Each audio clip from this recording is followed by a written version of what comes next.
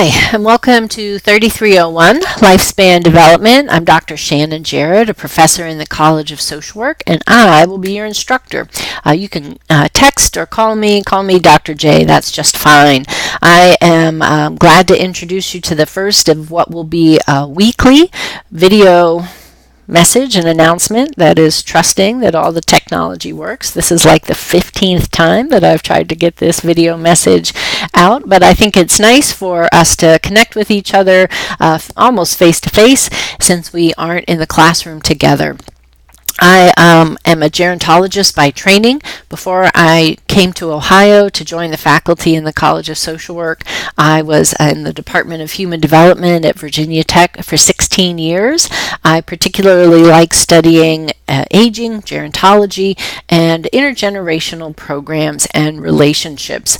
Maybe you have had an important intergenerational connection in your life. I think that young and old people have a lot to offer each other in meeting each other's needs, as well as supporting the needs of the larger community, and that we just don't often enough look to them as a resource to each other and to us. So that's my favorite thing to study, and I hope I get the chance to share some of that with you this semester. I'm going to offer primarily some tips about this class and what I have found is important about navigating the modules and being successful in the class. I've got a few Easter eggs hidden in all of these messages, so it should pay off for you to spend the 5 to 10 minutes watching these previews and summaries and feedback of previous works exercise. And I'm going to go ahead and get started. You want to make sure when you're accessing these modules that you start, here we are in week 1, with the Start Here mini module. It'll offer you tips on being successful in this class. I know we've got students who are based here at Ohio State who have taken OSU online classes in social work, but also probably students who are just starting to explore social work as a potential major, or who have maybe been here for a while and just need 3 more credits to get through their degree requirements. I know as well that we've got students who are joining this class from other universities, so welcome from far away. We're glad to have you with us. The Start Here module will give you a lot of tips on the academic side of things. It'll also give you tips on how to get resources for your own health and development, your own lifespan development, if you will. And those can include things like where to go if you need some help for physical or mental health issues, if you're having issues around your day-to-day needs like food security or housing. There are some resources built into that as well as into the syllabus. Let me tell you about moving into this week's modules. One point that's really important, I found myself thinking as I was previewing the content that we've created for this class, is that as you're reading to the bottom of the page in the modules, when you get to the bottom, make sure to go back up to the top and make sure that you're moving and navigating through the tabs at the top of the page.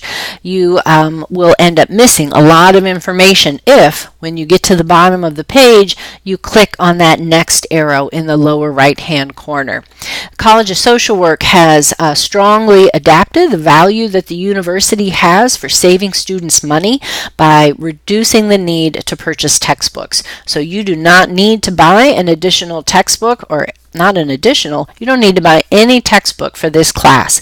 The creators of this content, we have put evidence and science-based information, links to outside peer-reviewed scientific journal articles, government-based demographics and data that will help you to navigate all the information that we hope for you to learn and master through this course. It's all in those module pages, so do make sure you aren't missing any of those tabs, and use your money wisely. Maybe you've got a little bit of money for something else you need to take care of now that you're not needing to buy a textbook.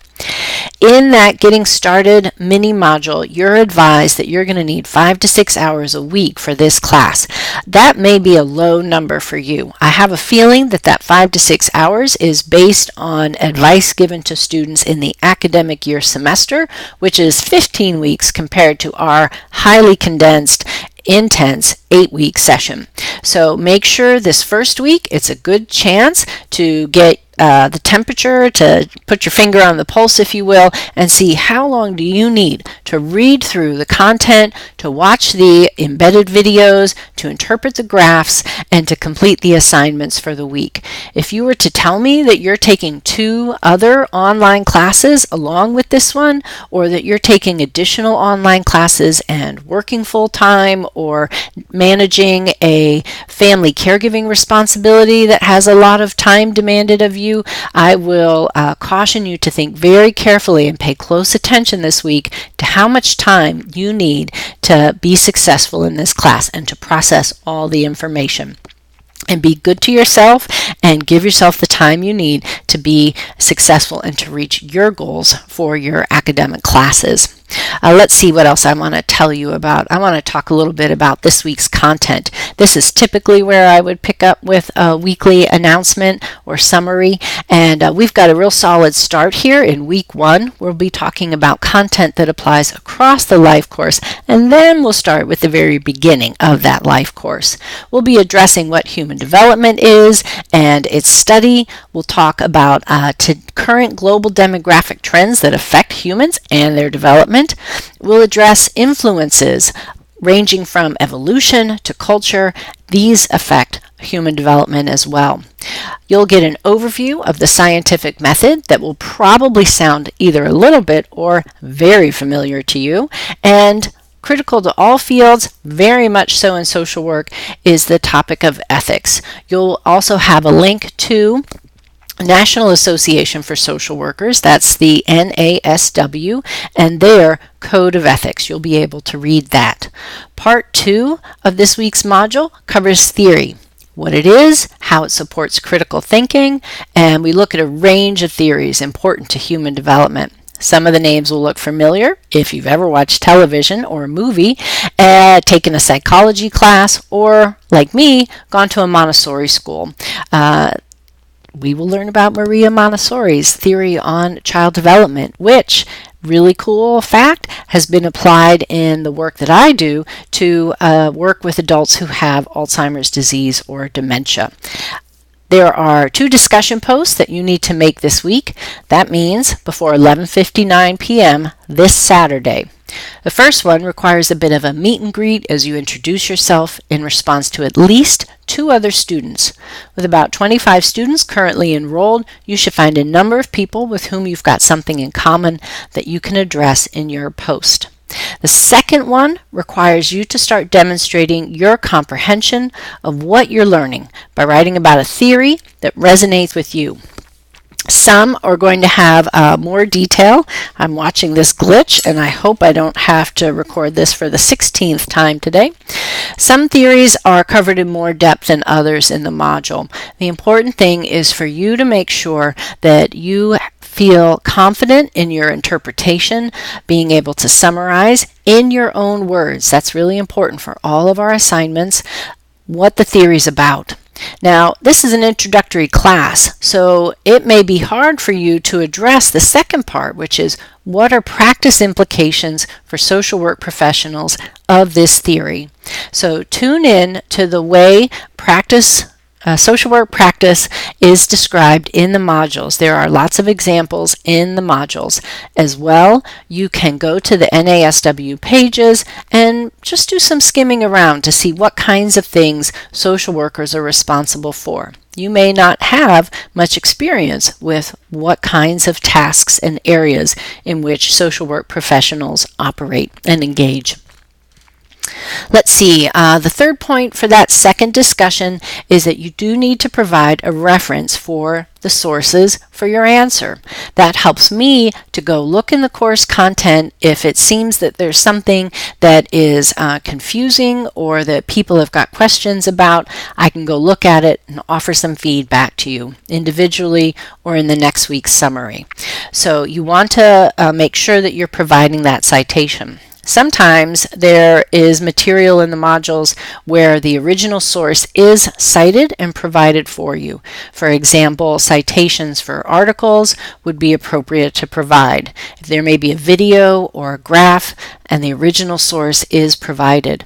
You're probably used to using a citation format like APA, the American Psychological Association, or maybe MLA. But usually those citations are for things like book chapters, research articles, government web page reports, not content within an online module. So I'm going to get into the discussion post directions for this week, and I will apply my APA wizard knowledge as best I can to provide a reasonable citation, so that if you're drawing not from an original paper or video or a report that's embedded in the content, but just from the general text of the module, you'll be able to cite that accordingly. I think probably the last thing that I want to talk about, being mindful of the time so this announcement doesn't get too long, is about communication. You'll notice in the syllabus tab for the course and in the Word document that you can download from the syllabus tab, you've got my physical office location, office phone number, cell phone number, and email. I'm happy to hear from you any of those ways. If you're on campus and you want to schedule a time to meet, let me know and we'll make a connection. That'll be great. I don't mind getting phone calls or text messages from you. Do please identify yourself and feel free to leave a voicemail message. You know, we've all got so many robocalls coming through. I want to make sure I'm not blocking you when you should actually be calling me with a purpose.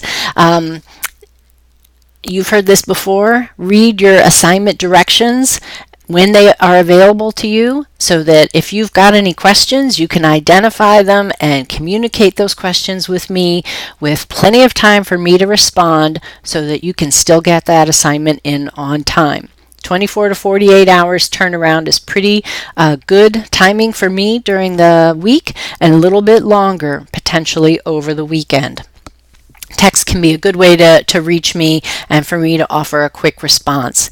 Emailing or texting or calling me late Saturday night, is not very likely to get a response that will allow you to get an answer before that assignment is due. So, goes back to our very first point. Figure out how much time you need and when you're going to put it in for this class, and we'll have a great partnership. You can count on me to make sure that links are working, things open up on time, responding and offering critical feedback on what's good and where you've got room for improvement on assignments. You keep up with the reading, making sure that you let me know if there are troubles with links. Sometimes these things go inactive over a matter of hours or days. I am checking them as we go, so everything should be good and current. I'm going to make one more note to you, and I'll remind you about it as well. You have a couple of different application exercises. The second one is going to be revised because it's due in a week. That doesn't line up with the content as it is currently organized. So I will be providing an updated application exercise number 2. I think that is plenty of announcement for 1 week. I look forward to learning more about you through the first discussion post for this week and as we move through the semester. If you are a student who has got documentation of accommodations to support your learning in this class, whether it's about access to materials or about time allowed for the timed 2 midterms that we have this semester, please do make every effort to get in touch with me this week. We'll set things up. It'll all be taken care of, and way better to have it sorted out now than right up close to when that assignment or the midterm is coming due. Thanks. I look forward to working with you as a partner in your learning this semester, and I will talk to you soon. Take care.